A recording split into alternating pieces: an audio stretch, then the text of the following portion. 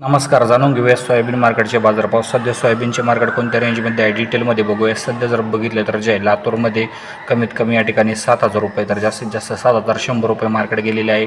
त्यानंतर अहिल्यानगरमध्ये कमीत कमी 6,400 तर जास्तीत जास्त 6,900 रुपये मार्केट गेलेले आहे.